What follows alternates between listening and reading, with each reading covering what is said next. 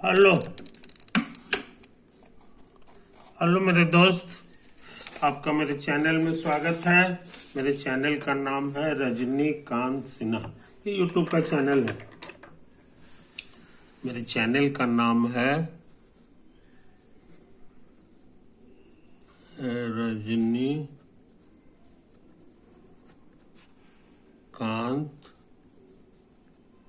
सिन्हा। ये यूट्यूब का चैनल है ना। मैं इस वीडियो में क्या कर रहा हूं मैं इस वीडियो में जो है मैथ करूंगा और प्लस फिजिक्स करूंगा, है कि नहीं? ये चीज समझ लो। अच्छा, इसका स्लोगन क्या है, समझे कि नहीं? First innovate, then learn. मेरे ज्यादातर विद्यार्थी की परेशानी ये है कि वो लर्निंग में दिक्कत होती है उनको, है कि नहीं? फंस जाते हैं, उसके बाद उनकी पढ़ाई आगे रुक जाती है। उसका क्या उपाय है, सो समझ लो। वो है इनोवेट करो। लर्न करने से पहले एक जरूरी काम है इनोवेट करना, है कि नहीं? जैसे एक्सरसाइज जो कराते हैं, एक्सरसाइज के जो ट्रेनर होते हैं बताते हैं कि एक्सरसाइज करने से पहले क्या करना चाहिए। वो जरूरी चीज है, अदरवाइज तुम्हारे गठिया रोग पकड़ लेगा, है कि नहीं? तुम एक्सरसाइज ज्यादा नहीं कर पाओगे। तो उसको अंग्रेजी में वो लोग कहते हैं वार्म अप। वार्म अप तो शरीर को पहले वार्म अप करना पड़ता है, उसके बाद जो है एक्सरसाइज करना पड़ता है, तब सारा फायदा होता है। तो उसी तरह की बात हम भी कह रहे हैं। लर्निंग का प्रोसेस डायरेक्ट मत किया करो। हम जानते हैं दबाव बहुत रहता है, ये पढ़ना है, वो पढ़ना, वो पढ़ना, तो लड़के जो है हर पढ़ाई किताब खोल करके और लर्न कर नहीं देते हैं, और उसके बाद जो है बुरी तरह परास्त हो जाते हैं। रिजल्ट उनका बहुत खराब होने लगता है, निराशा भरने लगती है। वजह, उन्होंने ये वाला काम नहीं किया। उसका नाम है इनोवेट। कोई भी चीज पढ़ने से पहले जो है ना, तुम खुद से रिसर्च करो कि ये चीज है, ये डेफिनेशन है, ये फलना चीज है, ढकना चीज, इससे क्या क्या चीज पैदा हो सकता है, ये तुम खोजो। तो जब कोशिश करोगे, है कि नहीं, समय लगाओगे उसमें, तो ऐसा थोड़ी है कि एकदम जीरो रिजल्ट आएगा। कुछ ना कुछ जरूर खोज लोगे, समझे कि नहीं? कुछ ना कुछ खोज लोगे, और उसके बाद जो है तुम आ जाओ यहाँ पे। अब आ जाओ लर्निंग में। तुमको बड़ी खुशी होगी कि अगर 10 पेज लर्निंग का है कि नहीं? तो 10 पेज पढ़ने के लगेगा, तो कम से कम 2 पेज तो निश्चित रूप से लगेगा कि ये तो तुम्हारा पहले से खोजा हुआ है, लिखा रहेगा। ये कौन सा थ्योरम है? तो लामी थ्योरम। छी छी छी छी छी, ये तो हम कब का निकाल चुके हैं पहले ही से। ये इनोवेट जो हम कर रहे थे, ये तो हम ही से निकल गया था कि 3 फोर्सेज अगर जो है इक्विलिब्रियम में होगा तो P बाई साइन अल्फा बराबर Q बाई साइन बीटा बराबर R बाई साइन गामा हो जाता है। दोनों इक्वलिटी नहीं खोजोगे, लेकिन कम से कम ये को तो खोज ही लोगे, है कि नहीं? तो तुमको खुशी होगी कि लगता है कि अब हम साधारण आदमी नहीं रह गए। अमर आदमी है लामी, हम उसी के आसपास तो आ ही गए हैं। हम लामी से आगे नहीं बढ़े हैं, लेकिन लामी के हम इक्विवेलेंट हो, एक करीब करीब आ रहे हैं। तुम्हारे पास वही दिमाग है जो लामी का था, है ना? तो ये चीज, तो इन्वेट करने से ही फायदा होता है। दूसरी बात, तुम्हारा कॉन्फिडेंस बढ़ेगा, तुम्हारा टेस्ट बढ़ेगा कि वाह वाह, हम भी लगता है काम के आदमी है दुनिया के लिए, है कि नहीं? तो ये चीज है मेरे दोस्त, यही हम पहले भी बताते रहे हैं ये चीज। अब कहोगे कि अभी क्या करने जा रहे हैं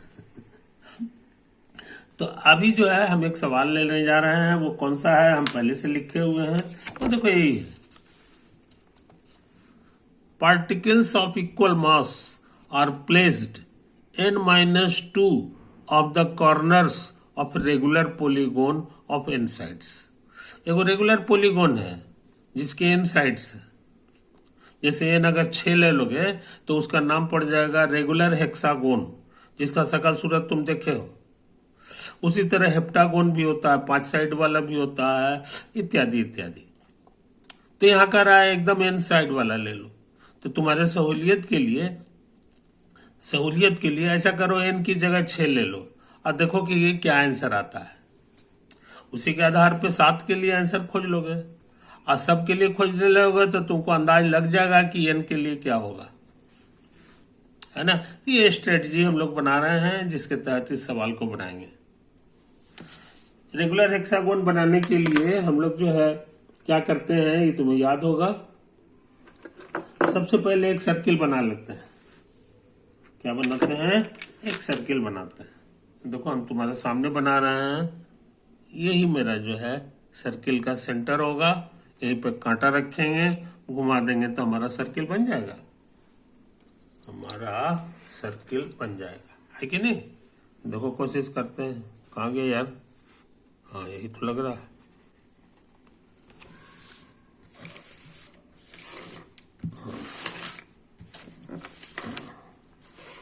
हाँ, फर्स्ट क्लास सर्किल बन गया। फर्स्ट क्लास सर्किल बन गया। अब सुनो कहानी। अब तुमको हम सिखाएंगे कि यही वाला, इसका साइज कम बेसी नहीं किए, इसको जो है ना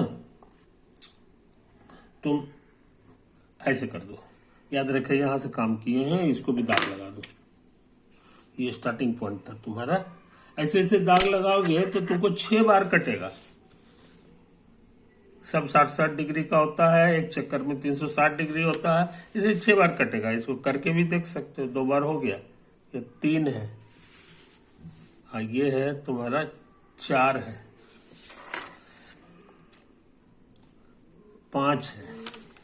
अब 5 के बाद यहां से ये देखो तुमको फर्स्ट क्लास खुद ब खुद 6 आ गया। समझे कि नहीं? देखिए अब ऐसा करते हैं, इसको स्ट्रेट लाइन से स्केल से मिला देते हैं। स्केल से मिला देते हैं, है कि नहीं। तेजी से काम कर रहा है, यही हो गया। अच्छा अब क्या करोगे? अब जो है ऐसा करो,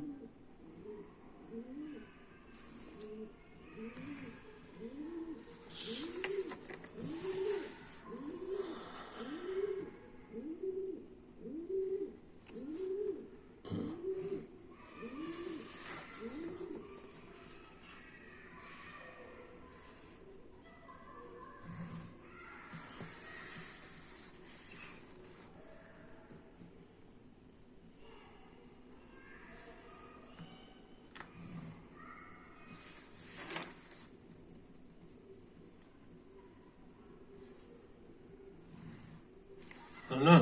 ये तो है। तो हम जो है ये फोटो जो बनाए हैं उसमें एन पॉलीगोन जो होता है, पोली और रेगुलर भी होना चाहिए, सब छोटा बड़ा नहीं होना चाहिए। रेगुलर एन पॉलीगोन हम बनाए हैं। वेयर हम जो फोटो बनाए हैं उसमें एन हमारा 6 है। समझे कि नहीं? जी। और ये मेरा ओरिजिन है, ये मेरा ओरिजिन है, ये चीज समझ लो। अब क्या करें?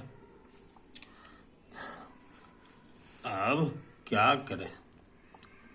एन बराबर 12 का भी बना सकते थे, लेकिन वो ज्यादा गंदा हो जाता फोटो। ये हो गया। तो इस पॉइंट को ऐसा करते हैं, इसको यहां से हम मिला दो, इसको यहां से यहां मिला दो। और यही मेरे लिए इनिशियल लाइन है, इनिशियल लाइन है। और ये हमारा सब कुछ 1 है। Each side of length, length हम कुछ भी मान सकते हैं, ए भी मान सकते हैं, है कि नहीं। ईच साइड ऑफ लेंथ रख लो ये। तो इस पॉइंट का कोऑर्डिनेट हो जाएगा जी A0, बशर्ते कि ये हमारे लिए वाई एक्सिस है, ये हमारे लिए वाई एक्सिस। कुछ समझा? एक्स एक्सिस पे होने के कारण ये हमारे लिए एक्स एक्सिस है। तो A0 इसका कोऑर्डिनेट हो गया। पूछेंगे ये क्या है, तो इसका आंसर हम बताने जा रहे हैं। इसका आंसर हम तुमको बताने जा रहे हैं। ये देखो यहां से यहां मिला दो, तो ये भी रेडियस हो गया, ए हो गया। और ये कितना एंगल है ये तुम्हें पता है? 60 डिग्री है, क्योंकि टोटल जो है होता है 360 डिग्री होता है। और 6 साइड है तो हर एक 60-60 होगा। 6 6 36 हो जाता है, 360 डिग्री बन जाएगा। अच्छा, अब तुम पढ़े हो कि ये अगर एंगल थीटा है तो इसका कोऑर्डिनेट हो जाता है, और ये रेडियस ये है तो इसका कोऑर्डिनेट माने हो गया ये वाला, ये वाला और ये वाला। कितना कितना होता है याद होगा?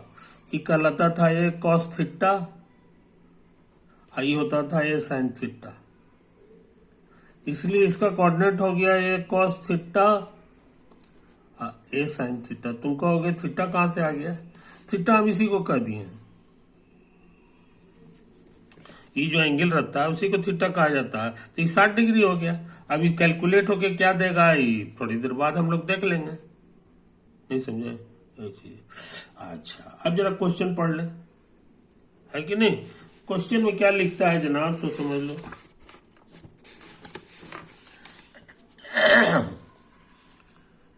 Equal masses are placed at n-2 corners of a regular polygon। अब कह रहा है कि n अगर हमारे लिए 6 है तो n-2 कितना हो जाएगा? 6 - 2 4 आ जाएगा। तो 4 पॉइंट पर जो है ना वो इक्वल मासेज रखा हुआ है। तो मान लो कि यही 4 पॉइंट पे m है, ये मास भी m है, ये मास भी m है, और ये मास भी m है। ये 4 पॉइंट पे मास रखा हुआ। अब इसका सेंटर ऑफ मास निकालने के लिए कह रहा है। समझे कि नहीं? तो हम जो है थोड़ा कम मेहनत में काम करना चाह रहे हैं, थोड़ा कम मेहनत में काम करना चाह रहे हैं। सही क्यों? समझे कि नहीं? ये चीज यहाँ पे कोई मास नहीं रखा हुआ, याद रखो। ये नहीं है, ये नहीं है, ये मास से फ्री है, मास से फ्री। तो फिजिक्स वाले क्या बुद्धि लगाते हैं सो, या तो हम सबका इसी तरह से नाम देंगे और रिजल्टेंट सेंटर ऑफ मास का जो फॉर्मूला है वो लगा देंगे, है कि नहीं?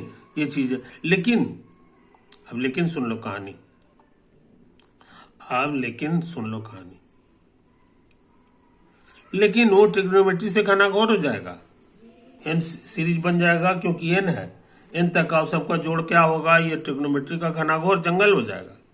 हम चाहते हैं कि ट्रिग्नोमेट्री कम से कम लगावे फिर भी बन जाए। तो फिजिक्स वाले के पास बुद्धि है। फिजिक्स वाले क्या करते हैं सो समझ लो, कोई दिक्कत नहीं। फिजिक्स वाले कहते हैं कि ऐसा करो, ये चीज किस चीज के इक्विवेलेंट है सो समझ लो।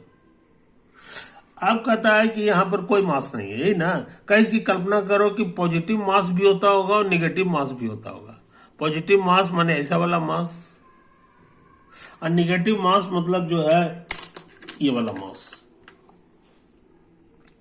निगेटिव मास ऐसे अस्तित्व में नहीं होता है, सच में निगेटिव मास नहीं होता, याद रखो। लेकिन कहा कि कल्पना जिस चार्ज में होता है, इलेक्ट्रिकल चार्ज जो होता है वो पॉजिटिव होता है वो निगेटिव होता है, तो उसमें ही चलेगा। लेकिन मास के केस में नहीं हो, क्योंकि ये होता ही नहीं है। इनका इसके यार मान ले तो मेरा सवाल जल्दी बन जाएगा। तो कहीं ऐसा करो कि यहां पर एगो प्लस मास भी रखो, एगो माइनस मास भी रखो। समझे कि नहीं? एक दूसरे को कैंसिल कर देगा तो हम कहेंगे यहाँ पे कोई मास नहीं है, नेट मास 0 है। यही तो हम चाहते हैं। उसी तरह का बुद्धि फिजिक्स वाला यहाँ भी लगाया। कहीं ऐसा करो, यहाँ पर 2 मास है, एक प्लस मास है प्लस m, और दूसरा माइनस m भी है। नहीं समझा? यही चीज ये हमारा लाल रंग का बनाया है, लेकिन खैर लिखा गया तो लिखा गया। तो कहने का मतलब क्या है जनाब, सो समझो। और दूसरी बात तो कहा कि ऐसा करो, ये जो है ना ये इतना बड़ा मत रखा करो, छोटा रखोगे तो हमारा पढ़ाई आसान हो जाएगा। ये हम 1 भरेंगे, ये 1 भरेंगे, है कि नहीं? यही तो है कहानी। अब ये लोग क्या किए सो समझो। अब हम हाथ से फोटो बना रहे हैं, हाथ से फोटो बना रहे हैं, छोटा फोटो बनाएंगे जैसे।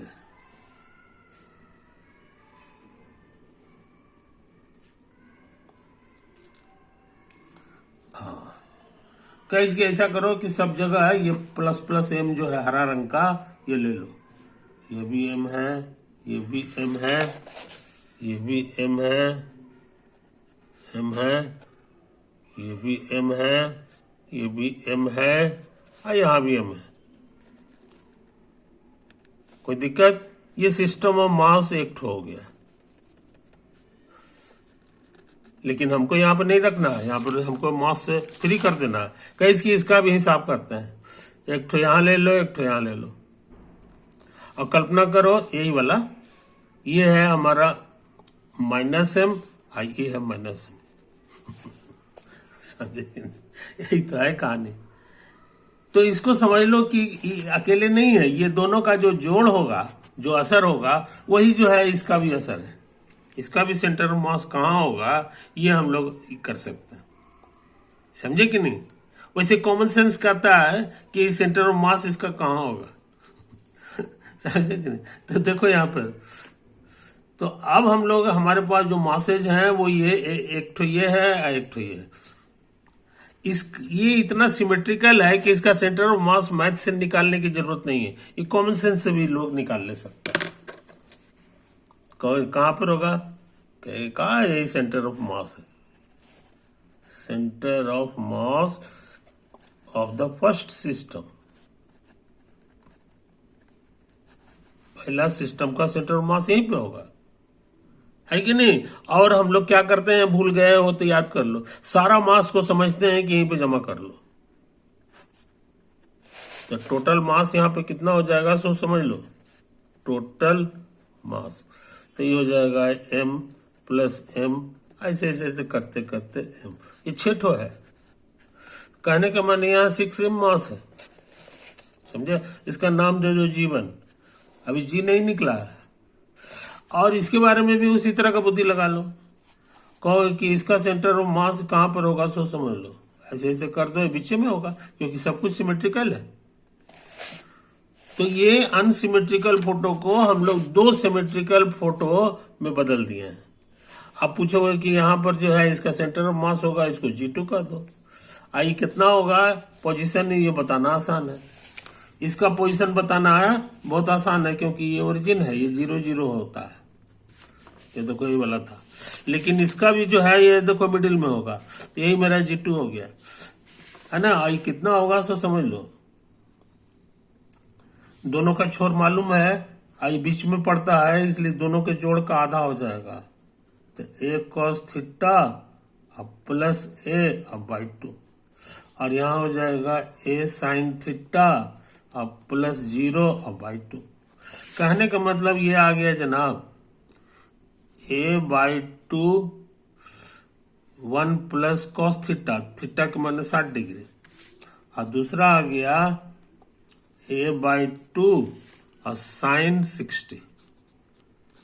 तो इसे सिंप्लीफाई कर लें तो हमको जहां तक याद है cos 60 शायद आधा होता है ना?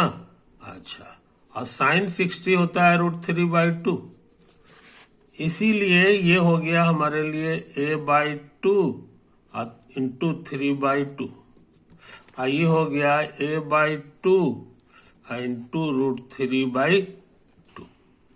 समझा? ये तो आता है। वैसे हम शुरू में ही बोल दिए हैं कि ये हमारे लिए 1 है, तो यहाँ 1 भर दोगे तो ये और पतला हो जाएगा, 3/4 हो जाएगा, और ये हो जाएगा √3/4। समझा? हाँ, आप पूछोगे कि यहाँ पर नेट टोटल फोर्स कितना है या टोटल मास कितना है, तो तुमको सिखाया सबको जोड़ना पड़ता है, तो -m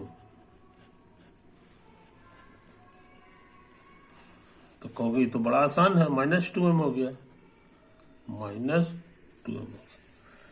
समझे कि नहीं? ये चीज है, इसीलिए अब और नया फोटो बना रहे हैं जो छोटा है, एक जीवन का फोटो बनाएंगे और G2 का फोटो बनाएंगे। G2 पे समझेंगे कि -2m मास है, और इसका पोजीशन कहाँ है, तो ये कर देंगे 3/4 और √3/4। कुछ समझे? कोई दिक्कत नहीं।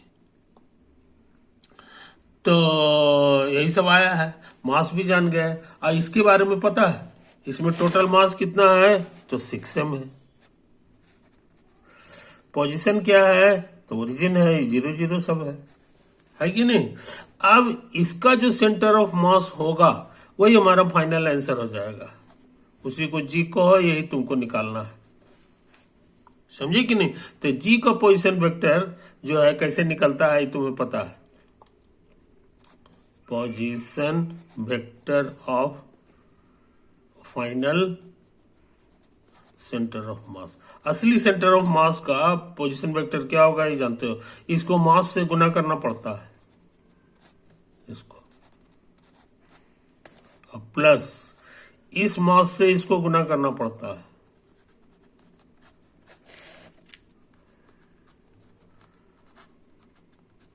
और बटा टोटल मास। तो टोटल मास तुम्हारा ये लिखाएगा 6m, और प्लस ये भी लिखाएगा, समझे। अब इसको सिंप्लीफाई कर दोगे तो सही आंसर मिल जाएगा, है ना। सिंप्लीफाई करना बड़ा आसान है, समझे कि नहीं। ये दरअसल में ये ओजी निकल रहा है, पोजीशन वेक्टर ऑफ जी। तो ओजी कितना हो गया सो समझ लो। ये नीचे वाला जो है ना, 6 में से 2 चला गया तो 4m हो जाएगा।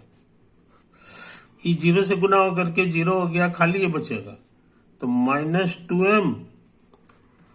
इसमें जो है ना कॉमन आ गया √3/4, बाकी बच गया √3, 1। अब क्या क्या हो गया सुन, m से m कटेगा, m से m कटेगा, 2 से ही कटेगा, तो -√3 4 चौके 16 से 2 से कट गया 8, और ये हो गया √3, कोई दिक्कत। इसलिए हम लोग जो है पोजीशन वेक्टर इसका निकाल लिए, जी का सेंटर ऑफ मास का। अब कॉमन सेंस से चेक करो कि किधर होना चाहिए। ये कह रहा है ना कि √3, 1 माइनस में, तो √3 1.7 होता है, 1.7 हो गया। तो 1.7 के मतलब हो गया जानते हो कितना, ये हमारे लिए 1 है, 1.7 तुम्हारा यहाँ हो जाएगा 1.7। तो ये √3 हो गया। उसके बाद कितना है जी, 1, और 1 जो है भी प्लस में है, तो ये भी ऊपर आ गया, ये यहाँ पे, नहीं समझे। लेकिन यही आया सेंटर ऑफ मास का पोजीशन, है ना, इसी लाइन में होगा। अब कितना होगा उसका हिसाब किताब यहाँ से निकलेगा, √3/8। तो हम समझते हैं इसी लाइन में अंदाज से यहाँ पर होगा, मगर यही है सेंटर ऑफ मास जी। नहीं, जी नहीं है अभी, उसका निगेटिव करेंगे तब मिलेगा। इसलिए इतना ही जो है ये बैक हो जाओ, इतना ही बैक हो जाओगे तो अंदाज से तुम जान गए हो कि इसका कहां पर होगा। यही सेंटर ऑफ मास होने वाला है, जो कॉमन सेंस के अनुसार भी सही है। यही सब मासेज है, यही ये नहीं है, यहाँ नहीं है, सिर्फ 1 2 3 4 है। तो इसका सेंटर ऑफ मास करीब करीब यहाँ होगा, क्योंकि इसी के सिमेट्रिकली ऊपर भी वैसा ही है फोटो आई सब, इसलिए हमको लगता है सब कुछ सही है। सब कुछ सही है। डिस्टेंस फ्रॉम ओरिजिन निकालना चाह रहे हैं, यानी ओजी वेक्टर, तो निकालना आसान है, मॉड लगा दो। तो ये √3/2 8 और √ इसका स्क्वायर अब +1, ये 3 1 4 हो गया, 4 का √2 कटेगा, तो ये √3/4 हो गया। ये करीब करीब कितना होगा, तो 1.7/4, तो करीब करीब ये 0.4 चौके 16 होता है, 0.4 के आसपास होगा। जो हमारे अंदाज से भी सही है। इस सच में जो है ये पूरा यहाँ से यहाँ तक 1 यूनिट है, तो 1 से काफी कम है, थोड़ा सा कम है, तो ये आ गया, समझे कि नहीं। कितना दूरी है सही सही, तो √3/4 है। डायरेक्शन किधर है, तो एकदम बिल्कुल इधर है। इसीलिए हम लोग ये खतरनाक सवाल बना लिए। यहाँ कहोगे कि आप तो n = 6 के लिए बनाए है कि नहीं। n बराबर जो है कोई जनरल अगर रहेगा उसका के लिए क्या आंसर होगा, तो तुम्हारा कहना सही है। ये तब सही है जब तुम्हारा n 6 है जी, when n = 6, उसका ये आंसर हम निकाले हैं, उसका ये आंसर हम निकाला है। अब जनरल एन के लिए क्या होगा, टेक्निक यही है, इतना ही सा चीज और लिखेंगे, अपने आप सब कुछ हो जाएगा, समझे कि नहीं। तो जब एन कितना भी रहे, है कि नहीं, इसका आंसर तो इतना ही रहेगा। 6 ठो लेंगे, 7 को लेंगे, सिमेट्रिकली बैठाएंगे तो उसका सेंटर ही, इसलिए ये नहीं छेड़छाड़ होगा, ये भी नहीं छेड़छाड़ होगा, याद रखो।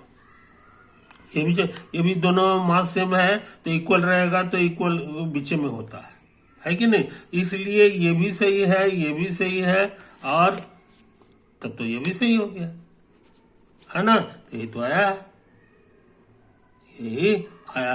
कहने का मतलब क्या हुआ जनाब, हाँ, ये डाटा ऐसा ही नहीं है, यहां पर से सुधारना होगा, यहां तक तो सही है, लेकिन यहां से क्योंकि 60 डिग्री नहीं होगा, 60 डिग्री नहीं होगा, वो हो जाएगा, तुमको जानते हो कितना, 2π/6, 6 के बजाय n, पूरा एक चक्कर का 2π होता है, इसीलिए थोड़ा सा सुधारना होगा।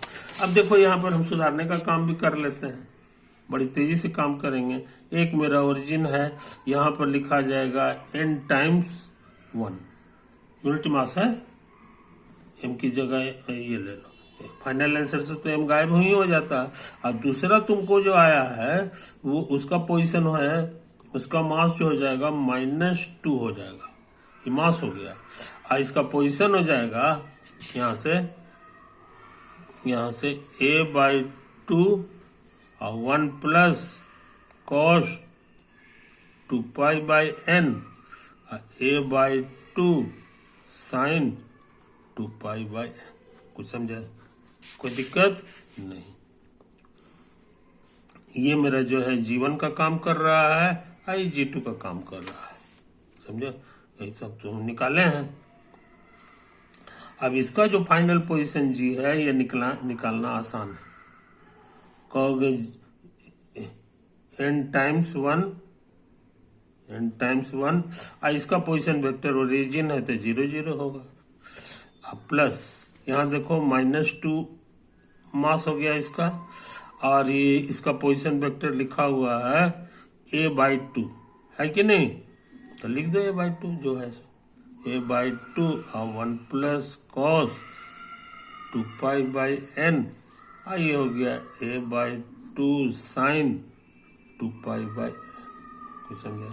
अब भाई अब ये जो है ना खाली मास लिखेंगे n टाइम्स 1 और प्लस -2, फाइनल आंसर लिखने जा रहे हैं, तो स्वाहा हो गया, है ना, 2 को मना के कटेगा, माइनस है और 1 प्लस cos 2π/n और sin 2π/n और डिवाइडेड बाई ये हो जाएगा n-2, तो फाइनल आंसर हमको मिल गया -a/n-2, 1 प्लस cos 2π/n और sin 2π/n, मिल गया आंसर।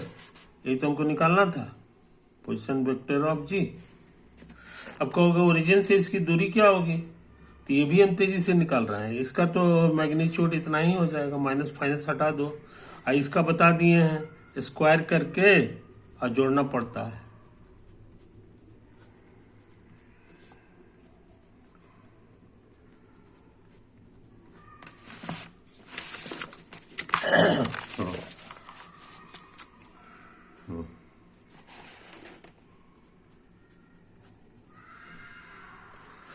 ए प्लस बी होल स्क्वायर के फॉर्मूला से फैला दोगे तो ये इतना हो जाएगा, plus cos square plus sine square और 2π/n, sine square cos square मिलके 1 हो जाएगा, और ये 1 और ये 1 मिलके 2 हो गया, और 2 टाइम्स cos 2π/n, समझे, कोई दिक्कत नहीं। 2 कॉमन आ गया तो हो गया 1 प्लस cos 2 थीटा। अब को थीटा कहाँ से आ गया, तो हम थीटा नाम देने जा रहे हैं इसी का, पाई बाई एन का। समझे? यही तो है कहानी। अब इससे क्या फायदा होगा सो समझ लो। cos 2 थीटा को हम लोग समझ सकते हैं cos थीटा प्लस थीटा। अब कंपाउंड एंगल फॉर्मूला से पढ़े हैं, cos में ये भी लगेगा और cos में ये भी लगेगा। अब माइनस इस बार साइन लगेगा और फिर साइन लगेगा। कुछ समझे? तो ये हो गया cos स्क्वायर थीटा, ये साइन स्क्वायर थीटा हो गया। ये तो आया है। अच्छा, अब इधर 1 जोड़ दो, 1 cos 2 थीटा। इधर भी 1 जोड़ना होगा, cos थीटा हम माइनस, ये दोनों के एक साथ कर लो तो ये 1 minus sine square theta cos square theta होता है। ये पहले से लिखा हुआ है cos स्क्वायर थीटा, तो मिलके दुगना हो गया। तो अच्छे लड़के ये फॉर्मूला को भी याद रखते हैं, भी बहुत काम का फॉर्मूला है। समझे? इसी का जोड़ीदार एक और फॉर्मूला है, माइनस ले लोगे और ये कैसे रहेगा।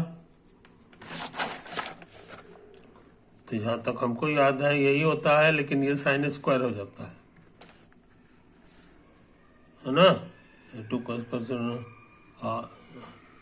गड़बड़ समझ नहीं कीजिए, नहीं ठीक तो है।